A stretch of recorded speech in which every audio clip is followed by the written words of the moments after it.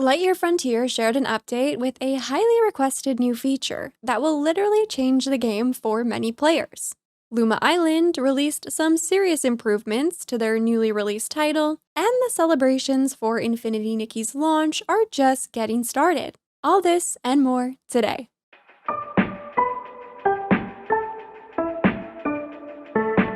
Hello friends, welcome back to my channel. I'm Sarah Sunstone, bringing you the latest gaming news with Sunnyside Up. Today is December 2nd, 2024, so let's get started with our first major headline. Lightyear Frontier, the peaceful open-world farming adventure set on a planet at the far edge of the galaxy, released another update for their early access title. This included some of the most highly requested features from players and was developed with feedback in mind. First up, the Trailblazer mech upgrade has been added to the depot, so players can transform their mechs into four-wheeled speed machines and zip around the frontier, making planetary travel a breeze.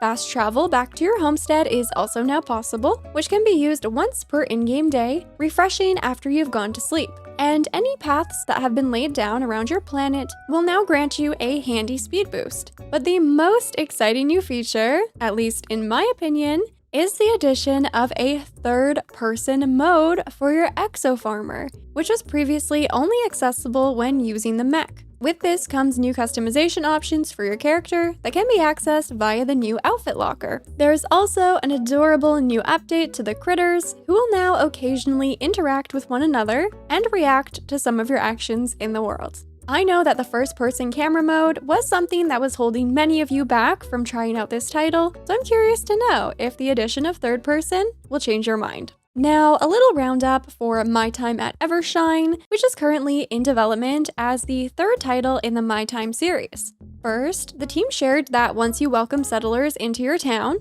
you can assign them to jobs that they're best at. So you'll need to lead wisely and choose their roles carefully depending on their specific skill sets. Next, it was shared that one of the team's priorities in development is to create a dynamic playdate system, offering players more poses, more interactions, and even more flirting options. As for the cooperative experience, unlike previous entries in the series, there won't be separate single-player and multiplayer clients for My Time at Evershine. This time, the team is building a story co-op from the ground up, with all resources focused on one unified experience. It was also confirmed that players will have complete control over building placement when constructing their towns, as long as there's a path placed and the building is within range of the others. The team further shared that they plan to offer building options that are tailored towards players who enjoy customizing houses, but will also include some prefab options. Finally, the team shared that they will do their best to support a Nintendo Switch version,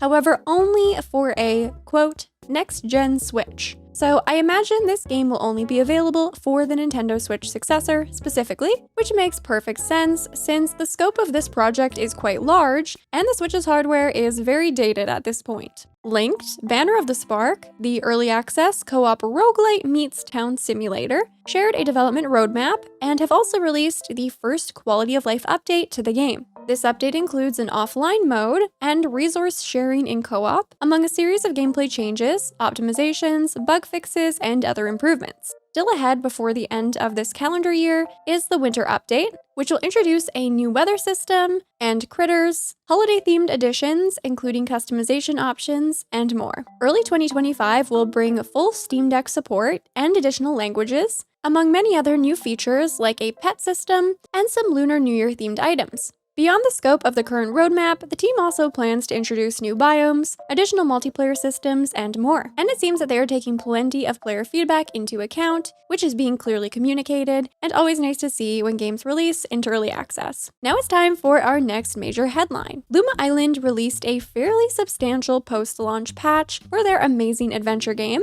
based on player feedback. This update focused on fine-tuning several gameplay elements to make resource gathering more enjoyable and progression more rewarding. First up, in terms of resource gathering, it will be easier to smash boulders, ore, and rubble rocks, to cut down trees and logs, and to clear cobwebs. Plus, trees, logs, and boulders will also drop more resources. In terms of enemies, spider and ghost health has been reduced, and these creatures will no longer one-hit players. Instead, you will drop resources when attacked. Additionally, spider silk is now guaranteed to drop when these creatures are slayed. As for tool upgrades, the first one for each tool is now free, plus the required resources have been reduced for upgrading most tools overall. In terms of crafting, the required resources have also been reduced for multiple stations, along with the Luma energy required for profession recipes. Meanwhile, the crafting speed for some recipes has been improved. In general, running through debris will no longer slow you down as much as before. Some new beginner tasks have been added to teach new players how to upgrade tools, and you will earn more money for completing profession quests and selling related items. In addition to these updates, a number of bug fixes have been implemented, and the team further shared that they are actively working on ways to make navigating the world easier, which is great to hear. This game release has definitely been a highlight of 2024 for me, and many of these seemingly more minor updates have actually made the process of playing it even more enjoyable. So I hope those of you who are playing are also enjoying it as much as me.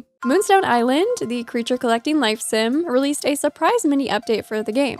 This includes one new spirit named Hot Pot, who is a hot pot, and one new mushroom house skin. Some improvements have also been introduced, including the ability to pick up chests that contain items, swap NPC spirits in the event that you change your mind or have better spirit matchups, plus shortcuts on PC for the tool wheel, and a new basement door that looks cuter have also been added. Additionally, the highly requested feature of looping music has been introduced, which can be turned on or off in the options menu.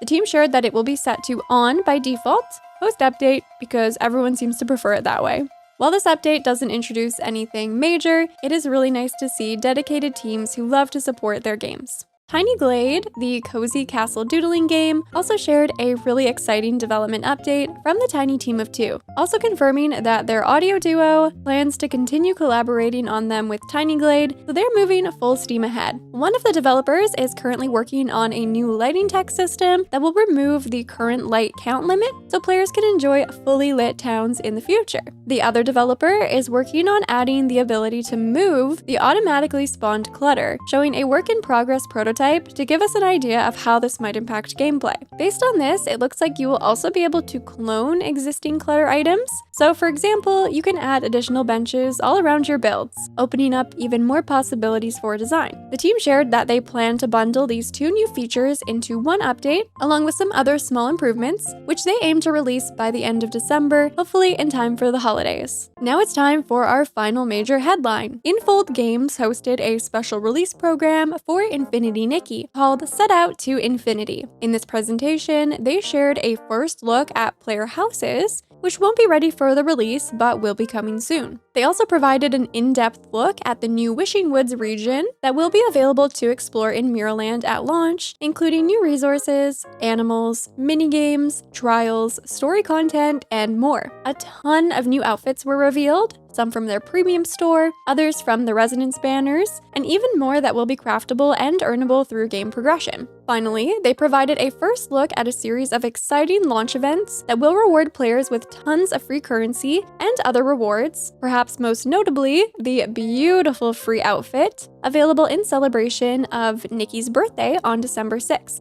If you would like an in-depth look at this presentation, I will have a dedicated video linked in the description. And if you would like to stay up to date on Infinity Nikki news specifically, be sure to check out my new show called Momo Minute. However, major headlines will continue to be covered here in Sunnyside Up. Coming up this week, Disney Dreamlight Valley's free So Delightful update is arriving on December 4th across platforms. This update features Sally from The Nightmare Before Christmas, a new Frost and Fairies Star Path, the return of the Seasonal Gift of Giving event, new seasonal tasks, and new stock at Scrooge McDuck's shop. This update will also bring 4 floating islands themed after the Plaza, Forest of Valor, Sunlit Plateau, and the Frosted Heights biomes. The 16-point rotation feature for design will also be added, among other fixes, changes, and improvements. Of course, Infinity Nikki, the highly anticipated open-world dress-up adventure game, is releasing on December 5th at 10 o'clock a.m. China Standard Time, which is 8 hours ahead of the Coordinated Universal Time. So be sure to convert this to your local time to learn when you can play. But to give you an idea, if you are located in North America, you will actually be able to play the game on December 4th due to time zones, as early as 6 o'clock p.m. in Pacific Standard Time. Alongside Alongside the release, there will be a series of events to celebrate, with further details available in-game at launch, so stay tuned. Nikki's birthday event will also be held on December 6th, with tons of rewards available in-game, plus the Starry Wish Fantasy Night presentation, which has been prepared with care by the team, and will take place on the 6th at 8:30 p.m. China Standard Time.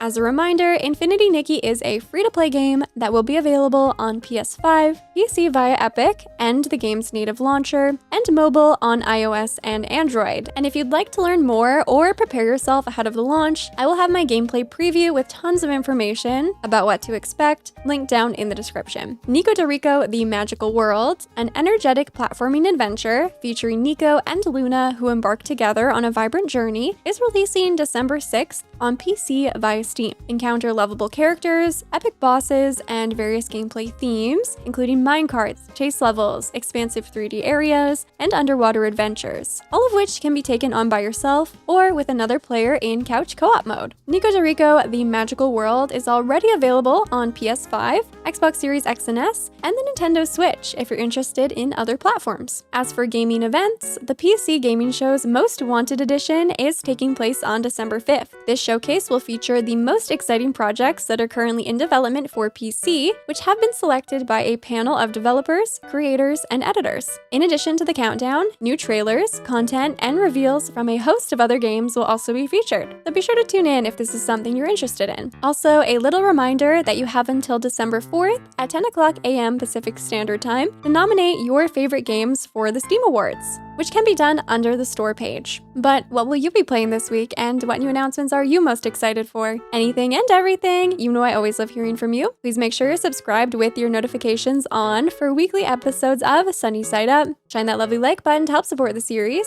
And with all that being said, thank you so much for watching. I love you all, and until next time, take care.